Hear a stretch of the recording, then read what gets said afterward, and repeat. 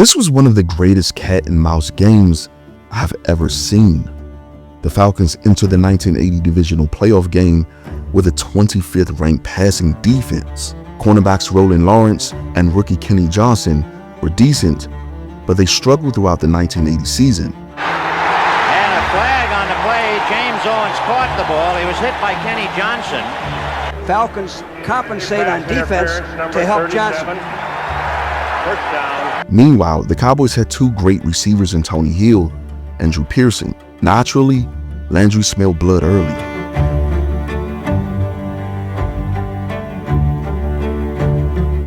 Landry was aggressive from the very first play of the game, setting the tone early on and dictating how the Falcons would respond. On the Cowboys' first offensive play, Dallas lined up in a split back formation. It was first down, and the formation was 21 personnel, 2 backs and 1 tight end. Everything about this setup indicated a run. Look at the linebacker. He steps forward, expecting a run, simply filling gaps. The Falcons' defense is in a 3-4 alignment, and based on their positioning, they appear to be playing cover 3 with a high safety. This means Hill is in a single coverage with a deep safety over the top in the middle of the field. Normally, you wouldn't throw into this coverage with a safety sitting high, but let's go back. Look at Pearson. He goes in motion and bursts into the middle of the field with a hard release.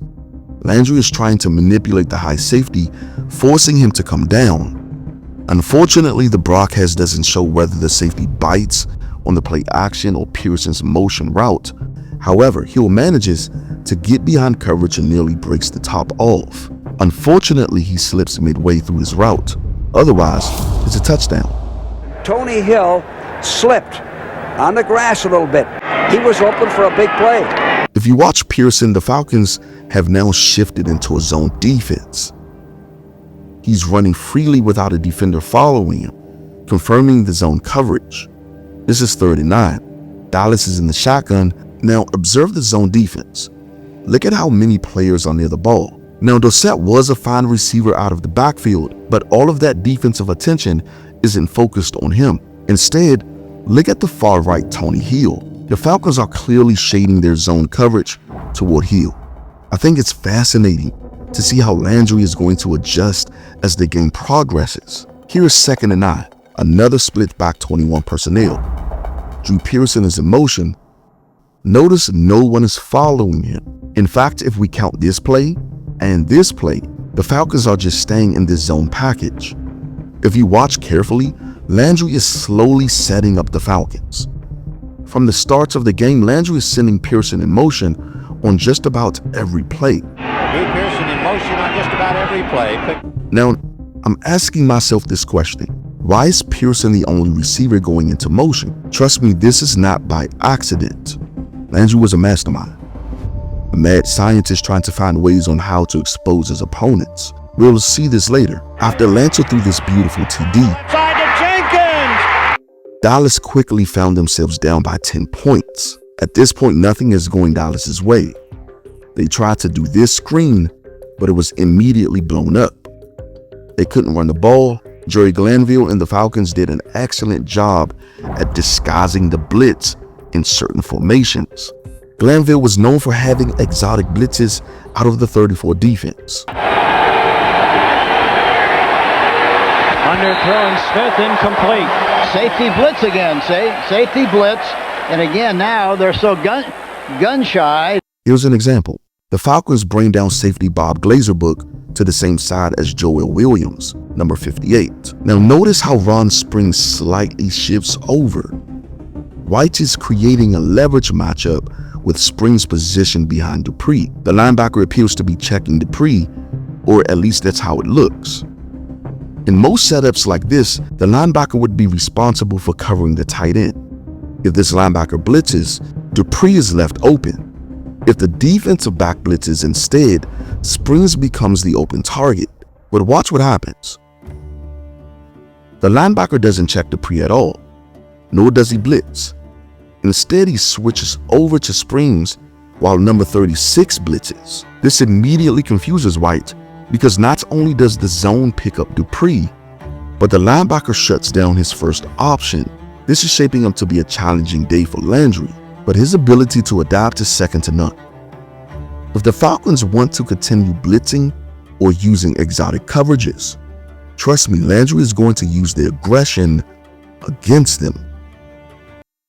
Look at this package. There's a linebacker in press man coverage on heel, signaling that the Falcons have prioritized them as their number one concern.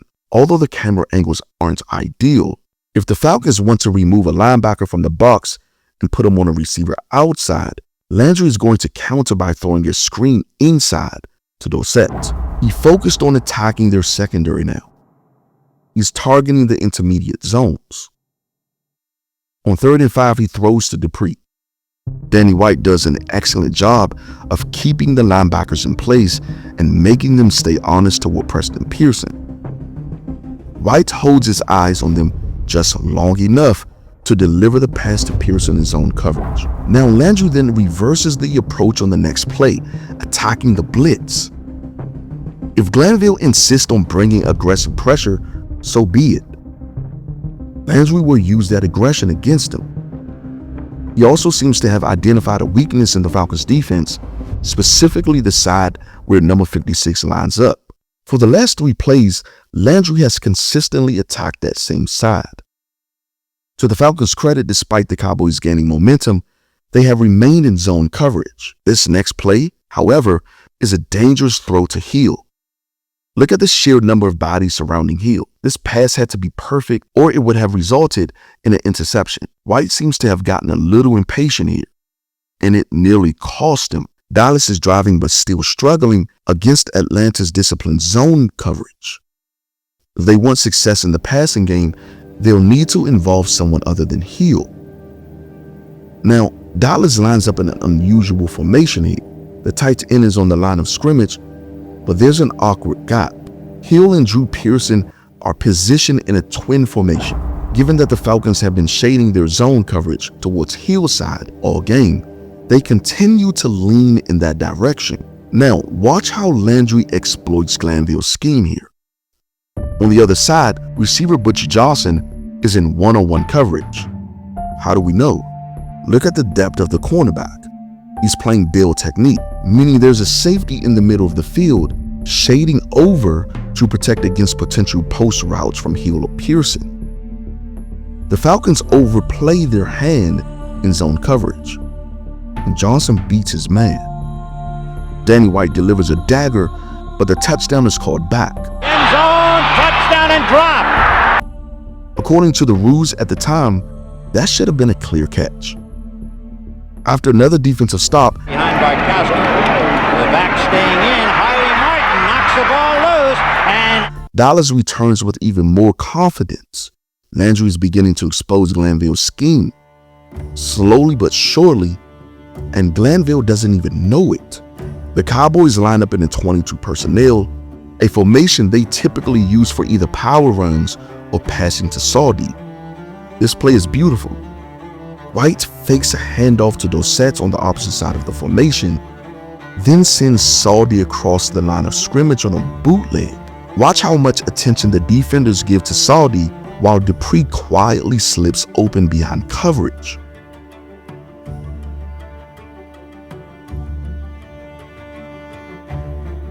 Notice the side that this play targets, number 56 again. You gotta see the pattern here. Landry is playing mid-direction football against an aggressive zone defense, testing their discipline. The strategy is ruthless, because not only is he exposing the players, but he's also exposing Jerry Glanville himself. This has become a one-on-one battle between Landry and Glanville. In essence, he's saying, your players aren't disciplined enough, and I'm going to prove it. Now, Landry makes another brilliant call, motioning Pearson again. Remember how he executed the play action to Dorsett earlier on this side? He replicates the same design, except this time, he develops into a counter sweep or a power run off the edge. Danny White to Tony Dorsett, big hole, and Dorsett is outside the 20. Notice how many shifts White makes, 3.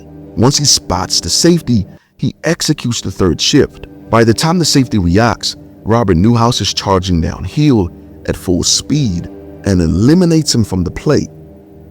Once again, misdirection is the key, not only challenging the zone defense, but also testing its discipline. Landry is building momentum here. He continues to hammer them with misdirection plays, refusing to ease up. Another screen here, then another deceptive play. This time is a play action bootleg to the opposite side. They use Saudi in motion to simulate an inside run. Normally this role would belong to Dupree, who was typically Landry's blocking tight end, while Saudi served as the receiving tight end. But he flips his entire scheme up here. Landry keeps the defense guessing with an entire drive built on deception. The score is now 10-10, and just when Dallas had gained momentum, the Falcons scored again.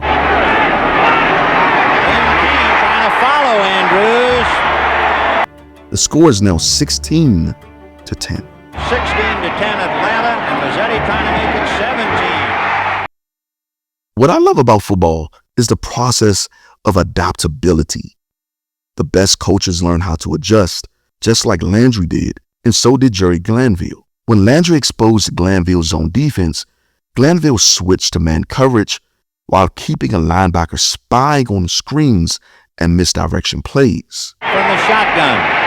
Little lob screen to Preston Pearson, and he's belted at the 14-yard line. Here the linebacker's just sitting, reading, and reacting. Standing right there, that's his key. He has nothing to do but watch Preston Pearson, 26. Here White tries to set up another screen, but the Falcons are all over it. White scrambles, trying to throw the ball. Offense, number 67. Illegally downfield. That's what it was. Yeah. Still third down. And that's Pat Donovan. The Falcons enter halftime with a touchdown lead.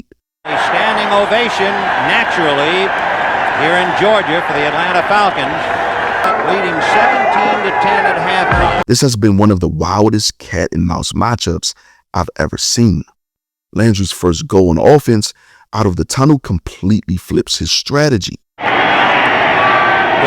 the deep back out of the eye. Drew Pearson wide right, and Dorsett is going that way. Since the first half, Landry was passing, but now in his first possession of the game, he's running the ball. Just when the Falcons commit to stopping the run, Landry doesn't go deep like most coaches would. He calls a delayed play action screen to Springs. Danny White on a play action fake, setting up a screen behind the line to Ron Springs. It doesn't go for a ton of yards, but that's not the point. Landry is still working to manipulate the Falcons' defense with play action, misdirection runs, and bootlegs. Even though they know what he's doing, they still can't stop it. On this play, Landry calls another screen, this time Preston Pearson, but the Falcons make a heck of a play. After they score another touchdown, the game gets away from Dallas fast. Bartkowski over the middle. Touchdown! And what's the protect? The score is now 24-10. On the next drive, Dallas has his worst possession of the game. This is definitely a fumble. He's hit by Smith again. To make matters worse, a penalty on the punt return moves the ball into Dallas's territory. There's Johnson setting to catch the ball. He never had a chance. He never had a chance. Hit him. But the defense comes through with a clutch stop. It's 3rd and 26. Lynn Kane trying to get outside. Now here's where Landry's experience come into play. Most coaches would be in speed mode here, trying to score. It's almost the fourth quarter, and they're down 24-10. But Landry keeps running the ball. Danny White giving to Timmy Newsom. Pearson in motion. And they'll give it to Dorsett. And they'll go to Newhouse. And Newhouse. Then when the Falcons expect another run, he goes back to the play action, hitting Ron Springs. Play action fake to Dorsett. Little pass to Ron Springs coming out of the backfield. They are now forced out of zone coverage, again back into man coverage. I don't think people understand what Landry has done. He has exposed every defensive plan the Falcons had against his offense. If it weren't for a fumble and a bad call that took away a touchdown, Dallas might be tied or even ahead right now. It's now the fourth quarter. and Dallas is still driving down the field on the same possession. It's man coverage with 6 or 7 players in the box. This means Hill is in one-on-one coverage for the first time all game. White hits him on the sidelines, and a few plays later, Dallas scores. And it'll be Newhouse. He's in there. The score is now 17-24. After another defensive stop, Wojtkowski looking right, and finally has it smothered by Too Tall Jones. Dallas gets the ball back, but Danny White throws another interception. Danny White going to go down the right side, in and out of the hands of Butch Johnson. White completely misread this defense here. Because Hill burnt them before, the Falcons have gone back to zone coverage, and the defense is shaded to zone on that side. White is probably staring downhill, but look at Pearson wide open in the post route. If White had seen Pearson, it's probably a touchdown. The right side, in and out of the hands of Butch Johnson. With just under 6 minutes remaining, the Falcons kick a field goal, extending their lead to 10 points. 34-yard field goal. The kick is up. The kick is good. I give the Falcons credit here. Right from the start, they decided they wouldn't let Hill beat them. On the next drive, White targets Hill on a deep route, but look, he's double covered. Like I said, credit to the Falcons. Hill is a great receiver. But did they forget? I think they did. The real Mr. Clutch was lined up on the other side, the original number 88, Drew Pearson. Yes, he was older, but he was still him. They've ignored him this entire time. But ignoring Drew Pearson is going to cost him this game. White doesn't get enough credit. His head movement and eye discipline are some of the best I've ever seen.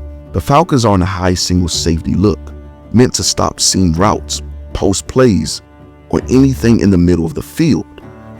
But watch White. He doesn't just glance over, he moves his whole head. He's patient in his progression. He already knows where he's going, but the defense doesn't. Once he forces the safety to shift, he fires a dagger to Pearson. Just under 4 minutes left. Dallas is down 10. White moves around in the pocket buying time. The Falcons are in his zone coverage. There's no one to throw to. What does White do? He goes back to Mr. Clutch, the greatest clutch receiver in Cowboys history. In a crowded pocket, somehow Pearson still manages to secure the ball. Wow. The placement here is something people don't talk about. That was a perfect throw to the back of the end zone. White puts it at its highest point, giving Pearson the chance to go get it. Johnson at the last second. After Dallas stops the Falcons, Danny White and the Cowboys have one final drive to advance to the NFC Championship game. This play is all on White. You can't see it, but the Falcons' safety is creeping up for a blitz. White notices it. Watch his face. He glances at Butch Johnson and calls an audible. Pearson is lined up on the far right. The Falcons are sending 6 players plus an extra safety. They have a deep middle safety and man coverage on the outside. Now, this was a brilliant call by both Landry and White. Even though White is in shotgun, notice how, with Hill off the field, the Falcons have moved out of the zone coverage. Glanville sends the kitchen sink at White. He wouldn't have done that had Hill been in the lineup. Now, look closely. The cornerback covering Johnson is 10 yards off. He's playing deep because the high safety is shaded toward Pearson, which means no safety help over the top. Johnson is fast, so the corner has to respect his speed. White reads this instantly. Knowing the cornerback is playing 10 yards off, White audibles for Johnson to run a 10-yard out. Right before the snap, White looks to his right. He sees the blitz coming. He knows it's coming. He stays in the pocket, takes the hit, but still delivers a dagger. I absolutely love this game. With 1 minute and 42 seconds left, Landry goes back to his screen plays. I personally think he's one of the best screen coaches ever. Dallas is on Atlanta's 23-yard line, and time is running out. less than a minute ago. Remember when I said Landry saw something when motioning Pearson early in the game? Drew Pearson in motion on just about every play. Pearson has spent all day in motion. He motions him again. Landry's true genius lies in his ability to observe tendencies and make everything look identical. The Falcons had been in zone coverage for 80% of the game, yet Landry kept seeing Pearson in motion. But this wasn't just about reacting. It was about conditioning the defense, planting seeds for future plays. His brilliance came from using familiar formations and movements while setting up entirely different outcomes later. The motion wasn't just about immediate results. It was about conditioning the Falcons to expect certain reactions. By repeatedly sending Pearson in motion, the Falcons were trained to watch him closely. That meant that on a future play, Landry could use a similar pre-snap motion but have the actual play target a different receiver. Defending started anticipating routes tied to motion, making them susceptible to counter plays like play action, bootlegs, reverses, or misdirection screens. Notice how he just ran 2 or 3 screens on this one drive alone. This wasn't about Pearson at all. It was about controlling how the defense played football. Landry used motion and shifts to set up screens and misdirection plays, programming the Falcons into reacting exactly how he wanted. Landry was so methodical, the defensive coordinator didn't realize they had already been conditioned, and it started the moment the whistle blew. The Falcons started the game in zone, but now Landry had forced them into man coverage. What does he do? He goes back to the motion with Pearson. Had the Falcons stayed in their zone defense, this game might have had a different ending, but Landry manipulated them throughout the entire matchup, forcing them to abandon what had been their best chance of winning. Absolutely brilliant. Pearson, he caught it, touchdown! Dallas went on to win 30-27. After this game, Pearson once again proved why he was the most clutch receiver in postseason history. And Atlanta has gone from euphoria to the pits of depression. While White showed that he was not just living in Staubach's shadow. White taking the club about 60 yards and he had to win it. Danny, a lot of people said that he didn't have to come from behind in a pressure situation. He was capable of football miracles himself. Until next time, make sure to like the video and subscribe to the channel. And as always, thanks for watching.